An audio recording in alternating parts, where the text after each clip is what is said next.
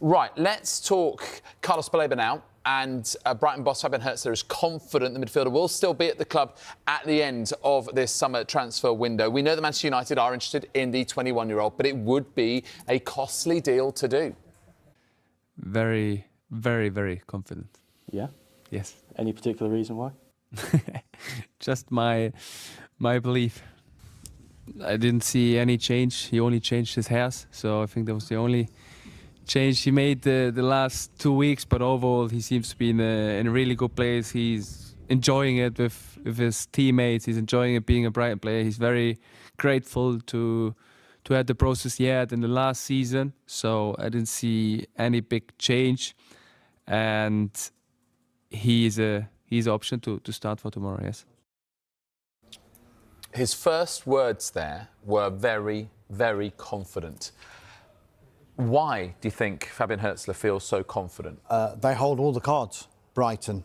Carlos Baleba has got 3 years left on his contract. Brighton have got the option to extend that for a further year. They don't want to sell. They've got no intention of selling. And because of his contract situation, they are under no pressure to sell as well. And I think also the price would be pretty prohibitive to Manchester United, and that would make it an almost impossible deal to do as it stands, because I'm sure we'll talk about it later about the number of players that Manchester United want to get money for because they want to offload. But I think Brighton will look at Carlos Baleba and they'll compare him to Moises Caicedo. And you know, the noises coming out of Brighton are saying that he's actually further in his development at his stage of his career than Moises Caicedo was at that stage of his career. And what did Moises Caicedo go for? £115 million to Chelsea. So why can't Brighton say, well, if Moises Caicedo went for that, that's going to be our starting point with Carlos Baleba. As far as Manchester United are concerned, their focus clearly is going to be on the Premier League opener. They have signed, you know, 3 new forward players. They've revamped that front line with Matheus Cunha, with Bryan Mbeumo and with Benjamin Sesko. Yeah.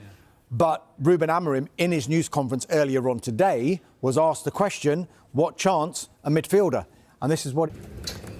Hi, Ruben. Just on the midfield situation, do you want a new midfielder to come in, and would you be confident of getting one in? Because it does look like you're quite light in that area.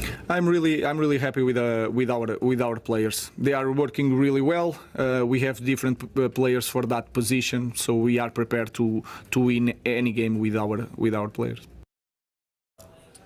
Well, in terms of trying to transform their fortunes, Manchester United are definitely backing Ruben Amorim in the transfer market. That's fair to say with that front line. But how significant a change would it be to get in a player like Carlos Baleba, despite the fact, as Dharmesh has said, that this would be a difficult deal to do?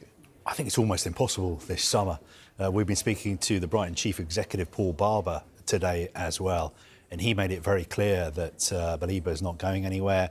He said, we're looking forward to seeing him play for us this season.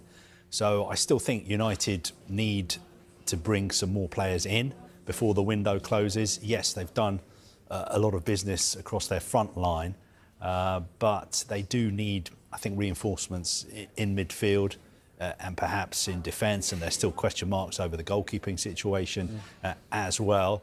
But I don't think it's going to be Baleba. Baleba maybe will have to be one for next summer, but if he has another really good season, his value is just going to keep going up and up and up, even though his contract situation is going to obviously develop, because he'd only have 2 years left on his contract next summer, although I don't know if Brighton have got the option to extend that by another 12 months. Well, one thing I would say about Manchester United is, before the window even opened, and how last season when they finished 15th in the Premier League and they lost that Europa League final to Tottenham Hotspur and Bilbao as well, I think most pundits and most experts were saying this is not a one-window fix.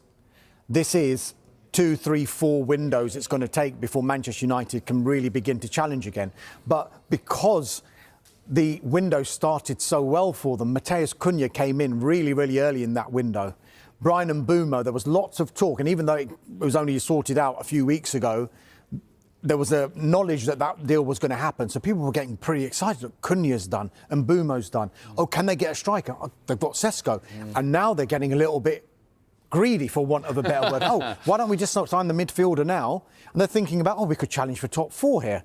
Whereas I think if you go back and just take a step back, I think most experts would agree that it's going to take a little bit longer than just this one window. And sometimes, because of the players that Manchester United need to unload, and also the money that they need to generate to be able to replenish this window, it's nigh on impossible to do every single position in one transfer window.